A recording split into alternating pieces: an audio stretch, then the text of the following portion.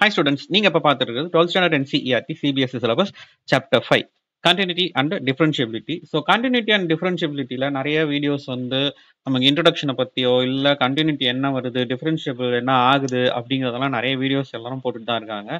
இதுல ரொம்ப முக்கியமான விஷயம் என்னன்னா நம்ம டிஃபரன்ஷியேஷன் தான் இங்க புதுசா கத்துக்கிட்டு இருக்கோம். சரியா? டிஃபரன்ஷியேஷன் இன்டகிரேஷன்லாம் வரும்போது கால்குலஸ்ல இந்த ஐடென்டிட்டி அப்படிங்கிறது அதாவது ட்ரிக்னாமெட்ரிக்கல் ஐடென்டிட்டின்றது எவ்வளோ முக்கியமாக நமக்கு யூஸ் ஆகுது. ஐடென்டிட்டினால என்னது நமக்கு ஃபர்ஸ்ட் பாலினாமியல் ஐடென்டிட்டிஸ்ல இருந்து பார்த்துருப்போம். A plus b the whole square அது ஒன்று பார்த்துருப்போம். அப்புறம் a plus b the whole cube இந்த மாதிரி பிளஸ் ஆர் மைனஸ்ல நிறைய விஷயங்கள் நிறைய வந்து ஃபார்முலாஸ் பார்த்துருப்போம். இங்கே ஐடென்டிட்டின்னு வரும்போது 10th ஸ்டாண்டர்ட்ல sine square x plus cos square equal to 1 இந்த மாதிரிலாம் பார்த்துருப்போம் இல்லையா? ஸோ ஐடென்டிட்டி பிளஸ் 1 வந்ததுக்கப்புறம் நிறைய ஐடென்டிட்டிஸ் ஒரு ஐடென்டிட்டியை வச்சு நிறைய ஐடென்டிட்டிஸ் நம்ம பார்க்க ஆரம்பிச்சிருந்தோம். சரியா? இப்போ இந்த ஐடென்டிட்டி வச்சு நம்ம எப்படி இந்த சம்மை சால்வ் பண்றது, ஐடென்டிட்டி இல்லைன்னா இந்த சம் எப்படி வந்து ஒர்க் பண்ணுது, எப்படி வந்து சால்வ் ஆகுது, அது ரெண்டுத்தை தான் இந்த வீடியோல பார்க்க போறோம். ஸோ இனிமே வந்து இந்த ஐடென்டிட்டி எவ்வளவு இம்பார்ட்டன்ட் அண்ட் இந்த மாதிரியான கிரிட்டிக்கல் சம்ஸ்லாம் எப்படி ஹேண்டில் பண்றது அப்படிங்கிறத நம்ம பார்த்துட்டு வரலாம். சரி, ஃபர்ஸ்ட் ஐடென்டிட்டி இல்லாம ஒரு டிஃபரன்ஷியேஷன் சம் போட்டா எப்படி வருது அப்படிங்கிறத பார்த்துடலாம். ரெண்டுத்துக்குமே ஆன்சர் வரும். ஐடென்டிட்டி தெரிஞ்சு வச்சுக்கிட்டா நமக்கு நிறைய ஸ்டெப்ஸ் வந்து சேவ் ஆகும். நிறைய ஸ்டெப்ஸ் அப்படியே கேன்சல் பண்ணிட்டு டைரக்டா நம்ம ஆன்சர் பக்கத்துல போயிட்டு ஸ்ட்ரெயிட்டா டிஃபரன்ஷியேஷன் பண்றதுக்கு யூஸ்ஃபுல்லா இருக்கும். சரி, ஐடென்டிட்டி இல்லாம இந்த சம் எப்படி போடலாம் அப்படின்னு பார்க்கும்போது இப்போ y is equal to sin inverse of root of 1 minus cos x by 2 அப்படின்னு. இப்போ sin inverse of x அப்படின்னா sin inverse of x தான். இந்த x இருக்கிற இடத்துல தான் என்ன இருக்கு, square root of 1 minus cos x by 2. அப்போ இதை நம்ம டி பை டிஎக்ஸ் ஆல பண்ணினோம் அப்படின்னா இந்த சைன் இன்வர்ஸ் ஆஃப் எக்ஸ் என்ன வந்திருக்கும், 1 by square root of 1 minus x square அப்படிங்கிறது தான் நமக்கு இங்க கிடைச்சிருக்கும். சரியா? ஸோ இதுல இருந்து நம்ம பார்க்கும்போது இதை டிஃபரன்ஷியேஷன் பண்ணும்போது என்ன பண்ணலாம், ஒய்யை டிஃபரன்ஷியேட் பண்ணா டிஒய் பை டிஎக்ஸ்னு எடுத்துக்கிறோம். சரி, இங்க டிஃபரன்ஷியேஷன் ஸ்டார்ட் ஆகும்போது ஃபர்ஸ்ட் சைன் இன்வர்ஸ் தான் மொத்தமா பண்ணும்போது சைன் இன்வர்ஸை பண்ணிடணும். சைன் இன்வர்ஸ் பண்ணா என்ன வந்திருக்கும், 1 by square root of 1 minus x, எக்ஸ்ன்ற இடத்துல தான் இந்த root of 1 minus x square இருக்கு இல்லையா, அதான் root of 1 minus cos x divided by 2 இருக்கு. ஸோ இங்க வரும்போது இந்த எக்ஸுக்கு பதிலாக என்ன இருக்கோ அதை அப்படியே நம்ம உள்ள இம்ப்ளிமெண்ட் பண்ணோம். 1 minus cos x divided by 2 அதுக்கு தான் ஸ்கொயர். சரியா? இது எத்தனையுமே எங்க இருக்கு, ஸ்கொயர் ரூட்டுக்குள்ள இருக்கு. இப்போ சைன் இன்வர்ஸ் வரையும் முடிஞ்சிச்சு. சைன் இன்வர்ஸ் முடிஞ்சதுக்கு அப்புறம் ஸ்கொயர் ரூட்டை வச்சு டிஃபரன்ஷியேட் பண்ணும்போது ஸ்கொயர் ரூட்டை வச்சு டிஃபரன்ஷியேட் பண்ணினோம்னா என்ன பண்ணலாம், நமக்கு அடுத்த ஃபார்முலா அதாவது டி பை டிஎக்ஸ் ஆஃப், அந்த டி பை டிஎக்ஸ் ஆஃப்ல என்ன இருக்கு, ரூட் எக்ஸ் இருந்துச்சுன்னா அது என்ன பண்ணிருப்போம், 1 பை 2 ரூட் எக்ஸ். சரியா? ஸோ 1 பை 2 ரூட் எக்ஸ் அதை எழுதும்போது இது எப்படி இருக்கும், டிஃபரன்ஷியேட் பண்ணியிருந்தா இது மல்டிபிளிகேஷன் இல்லையா, ஒன்னொன்னு தனித்தனியாக டிஃபரன்ஷியேட் பண்ணிட்டு வரோம் அப்படின்னா மல்டிபிளிகேஷன் வந்து போட்டுக்கிட்டே வருவோம். இங்க மல்டிப்ளை ஆகும்போது என்ன ஆகுது, 1 by 2 square root of, square ரூட்ல இருக்கிறது அப்படியே தான் வரப்போகுது, எக்ஸ்ன்றது மொத்தமா இதை தான் எடுத்துட்டு இருக்கோம் இல்லையா. So cos x divided by 2 இதுவரையும் முடிஞ்சுதா, முடியல இன்னும். இந்த ரூட்டுக்குள்ள இருக்கிறத தனியா வந்து டிஃபரன்ஷியேட் பண்ணணும். அப்போ டிஃபரன்ஷியேட் பண்றதுக்கு என்ன பண்ணலாம்னா 1 minus cos x divided by 2 அப்படின்னு இருக்கு. அப்போ இதை தனியா டிஃபரன்ஷியேட் பண்ணா யூ பை வி மெத்தட்ல பண்ணலாம். யூ பை வி மெத்தட்னா இது 1 minus cos x divided by 2 இது யூவும் இது வியாவும் எடுத்துக்கிட்டோம் அப்படின்னா அடுத்தது மல்டிபிளிகேஷன்ல பிராக்கெட் ஸ்டார்ட் பண்ணிக்கோங்க. இது நம்ம ஐடென்டிட்டி இல்லாம போட்டுட்டு இருக்கோம், அதனால தனித்தனியா உள்ள இருக்கிறது மொத்தத்தையும் டிஃபரன்ஷியேட் பண்ணியே ஆகணும். ஸோ எவ்வளவு லென்த்தா போகுதுன்னு மட்டும் பாருங்க. சரியா? இப்போ என்ன பண்ணலாம், வி ஸ்கொயர் ஃபர்ஸ்ட் கீழே, வி ஸ்கொயர் என்னது 2 வியா எடுத்திருந்தோம், அதனால 2 ஸ்கொயர். சரியா? அடுத்தது வியை வச்சுக்கிட்டு யூவை பண்ணினோம்னா அப்போ இது 2 மட்டும் இருக்கும், வி மட்டும் வச்சுக்கிட்டோம். இதை யூ பண்ணோம்னா என்னது, 1 டிஃபரன்ஷியேட் பண்ணா கான்ஸ்டன்ட் டிஃபரன்ஷியேட் பண்ணா 0 ஆயிடும். காசை டிஃபரன்ஷியேட் பண்ணா மைனஸ் சைன். ஸோ ஆல்ரெடி இது minus cos, minus into minus plus ஆயிடுச்சு. ஸோ சைன் எக்ஸ் அப்படின்னு எடுத்துக்கலாம். சரி, இப்போ வி யூவை வச்சுக்கிட்டு விஏ பண்ணோம்னா இப்போ 1 மைனஸ் காஸ் எக்ஸ் தான் யூன்னு வச்சுக்கிறோம். விஏ டிஃபரன்ஷியேட் பண்ணா இது கான்ஸ்டன்ட் 0 ஆயிடும். 0 இருந்தால் மொத்தமா 0 ஆக்கிடும் இல்லையா. ஸோ முடிஞ்சுதா. ஸோ இங்க எல்லாமே மல்டிபிளிகேஷன்ல இருக்கு. ஸோ ஸ்ட்ரெயிட்டா என்ன பண்றேன், இந்த 2க்கு இந்த 2வை கேன்சல் பண்ணிடுறேன். இப்போ இது ஸ்கொயர் ரூட் இருக்கு, இந்த ஸ்கொயர் ரூட்டை இந்த 2 ஏன்னா இது மொத்தமா ஸ்கொயர் ரூட்ல இருக்குன்னா ஸ்கொயர் ரூட் 2 நம்ம கேன்சல் பண்ணலாம். பண்ணதுக்கு அப்புறம் என்ன ஆகுது, இங்க 1 by square root of 1 minus cos x by 2ன்னு இருக்கு. ஸோ இதை இப்போ எல்சிஎம் எடுக்கிறதுக்கு முன்னாடி இது மொத்தமா எழுதிடலாம். சரியா? 1 by square root of 1 minus cos x by 2 into sin x by 2 square is 4. இதுவரை முடிச்சிட்டோமா? முடிச்சதுக்கு அப்புறம் இங்க என்ன வந்திருக்கும்? இது 2 LCM எடுத்துட்டோம் அப்படின்னா 2 into 1 2. So 1 by square root of 2 minus 1 இங்க minus 1 ஆயிடுச்சு. ஸோ இங்க இருக்கிறது பிளஸ் ஆயிடும். So cos x. ஸோ இது மைனஸ் உள்ள வந்தா இது வரைக்கும் இது வந்து பிளஸ்ஸாக தான் இருந்துச்சு. இந்த மைனஸ் உள்ள வரப்போ இந்த மைனஸ் பிளஸ் ஒன் வந்து மைனஸ் ஒன் ஆயிடுச்சு. அப்போ minus cos x plus cos x இதெல்லாம் ரொம்ப முக்கியமாக நம்ம கவனிச்சு போடணும். எப்போ நம்ம ஐடென்டிட்டி யூஸ் பண்ணாமல் ஸ்ட்ரைட்டாக ஒரு சம்மை அப்ரோச் பண்ணும்போது இங்கே திரும்பவும் செக் பண்ணும்போது square root of 1 minus cos x எப்பயோ டிஃபரன்சியேஷன் முடிஞ்சு போச்சு.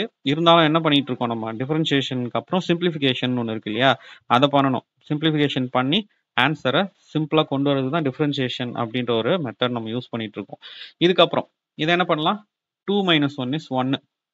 So 1 by square root of 1 plus cos x divided by 2 into 1 by square root of 1 minus cos x divided by 2 into sin x by 4 எடுத்துக்கலாமா? இப்போ இது எப்படி இருக்கு? Square ரூட்ல plus இதுல பிளஸ் இருக்கு, இது மைனஸ் இருக்கு, ரெண்டும் மல்டிபிளிகேஷன்ல இருக்கு அப்படின்றதுனால a plus b a minus b ஃபார்முலாக்குள்ள போகலாம். அதுக்கு முன்னாடி எல்லாத்தையும் ஒரே ஸ்கொயருக்குள்ள எழுதலாம். எழுதும் போது ஸ்கொயர் ரூட்குள்ள எழுதலாம். ஸ்கொயர் ரூட்குள்ள எழுதும் போது இது என்ன இருக்கும்? 1 பிளஸ் காஸ் எக்ஸ், ஏன்னா மல்டிபிளிகேஷன்ல தானே இருக்கு, அதனால அப்படியே எழுதிக்கலாம். Cos x into 1 minus cos x whole thing is divided by 2 into 2 இங்க 4 ஓகேவா into sin x divided by 4. இப்போ இல்ல x plus a plus b a minus b அந்த ஃபார்மேஷன் எடுத்தோம்னா a ஸ்கொயர் மைனஸ் b ஸ்கொயருக்கு இதை மாத்திக்கலாம். So 1 by square root of a square என்ன 1, b ஸ்கொயர் என்ன minus cos square x divided by 4 into sin x divided by 4. அடுத்தது இது என்ன பண்ணலாம்? 1 minus cos square x அதோட ஐடென்டிட்டி ஆல்ரெடி நமக்கு தெரிஞ்சது என்ன?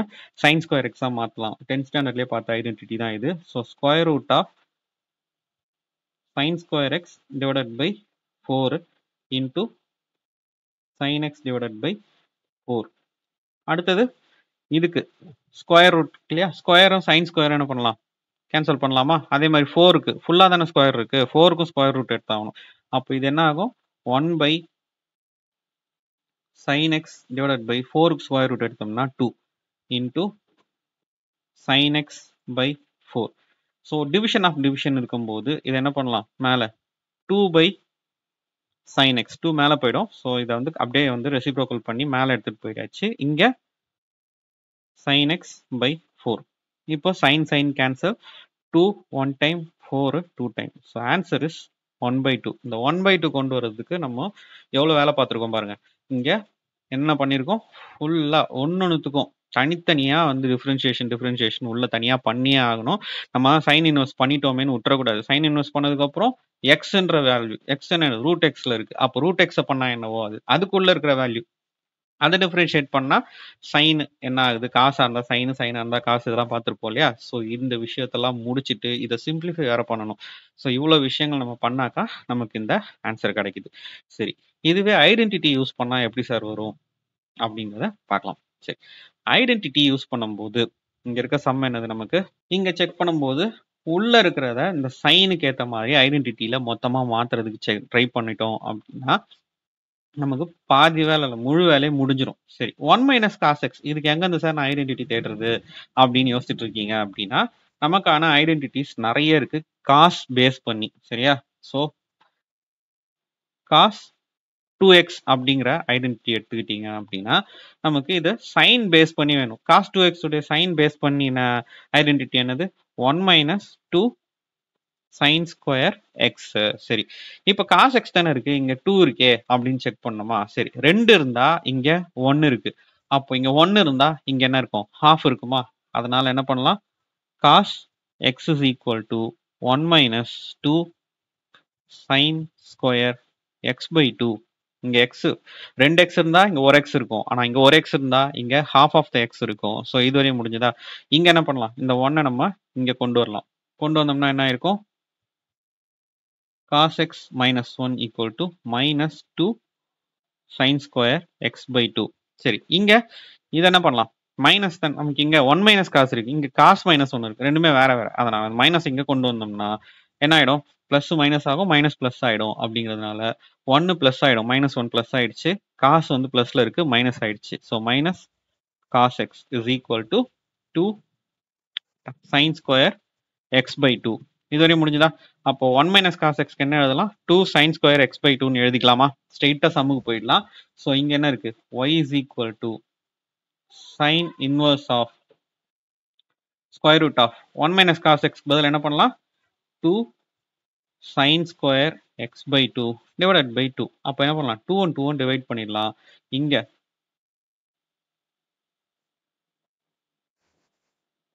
sin inverse of square root of sin square x by 2. அப்போ ஸ்கொயருக்கும் ரூட்டுக்கும் கேன்சல் பண்ணிட்டோம். சைன் ஸ்கொயர்னா என்ன? 2 டைம்ஸ் ஆஃப் சைன். அப்போ ஸ்கொயர் ரூட் எடுக்கும்போது ஒரு டைம் ஸ்கொயர் எடுத்தா போதுமா சைனை? அப்போ sine inverse of sine x by 2. இது நம்ம இன்வர்ஸ் ட்ரிக்னாமெட்ரிக் ஃபங்க்ஷன்லேயே பார்த்துருப்போம். சைன் இன்வர்ஸ் ஆஃப் சைன்னு வரும்போது சைனும் சைனும் கேன்சல் பண்ணிக்கலாம். இப்போ டைரக்டா என்ன இருக்கு? y is equal to x by 2. சரியா? இது எப்படி எழுதலாம்? நம்ம y is equal to 1 by 2 into xன்னு எழுதலாமா? ஸோ எக்ஸை டிஃபரன்ஷியேட் பண்ணா என்ன ஆகும்? 1 ஆயிடும். சரியா? அப்போ 2x டிஃபரன்ஷியேட் பண்ணா 2 ஆகும் இல்லையா? இப்போ dy by dx பண்ணும்போது 1 by 2x என்ன ஆகும்? 1 by 2 ஆகும். ஸோ நம்மளுடைய ஆன்சர் என்ன வந்தது இங்க? ஸோ நம்மளுடைய ஆன்சர் 1 by 2 கிடைச்சிது. ஸோ அதே தான் இங்கேயும் கிடைக்குது. ஸோ என்ன அளவுக்கு நமக்கு இந்த ஐடென்டிட்டி ஹெல்ப் பண்ணியிருக்கு பாருங்க. ஐடென்டிட்டி நம்ம இங்க போடும்போது இந்த ஐடென்டிட்டியால இந்த சம்மை எவ்வளோ ஷார்ட்டா முடிஞ்சது. எங்கேயுமே குழப்பமே இல்லை. நம்ம இங்க இடத்துல வந்து ஒரு இடத்துல நான் டிஃபரன்ஷியேட் பண்ண மறந்துட்டேன், இந்த காசை என்ன பண்றது, நான் டிஃபரன்ஷியேட் பண்ணல, இல்லை ரூட்டை டிஃபரன்ஷியேட் பண்ணல, எங்கேயுமே குழப்பமே இல்லாம போடணும் அப்படின்னா நமக்கு இந்த ஐடென்டிட்டி தான் ஹெல்ப் பண்ணும். ஸோ இந்த சம்மை இப்படியும் போடலாம். இப்படி போட்டோம் அப்படின்னா நமக்கு உள்ள இருக்கிற எல்லாத்தையும் கரெக்டா டிஃபரன்ஷியேட் பண்ண தெரிஞ்சா நம்ம ஈஸியா இந்த சம்மை போடலாம் தான். இப்படி போட்டாலும் மார்க் உண்டு தான். இருந்தாலும் நம்ம ஐடென்டிட்டி யூஸ் பண்ணும்போது நமக்கு டைமும் சேவ் ஆகுது, அண்ட் என்ன ஆகுது, நம்மளுடைய ஸ்டெப்ஸும் வந்து கிறிஸ்பா ஆகும்போது எங்கேயுமே மிஸ் பண்றதுக்கு சான்ஸ் இல்லை. ஸோ ஐடென்டிட்டி ரொம்ப ரொம்ப முக்கியம். ஸோ ஒரு ஐடென்டிட்டியா இந்த மாதிரி எவ்வளோ இம்பார்ட்டன்ட் அப்படின்னு இந்த ஐடென்டிட்டிஸ் எப்படி மாற்றலாம், இந்த ஐடென்டிட்டி எப்படி நம்ம கன்சிடர் பண்ணிக்கலாம், எதுக்காக எந்த ஐடென்டிட்டி மாற்றுறோம் அப்படிங்கிறதான் இனி வர வீடியோஸில் நான் போஸ்ட் பண்ண போகிறேன்.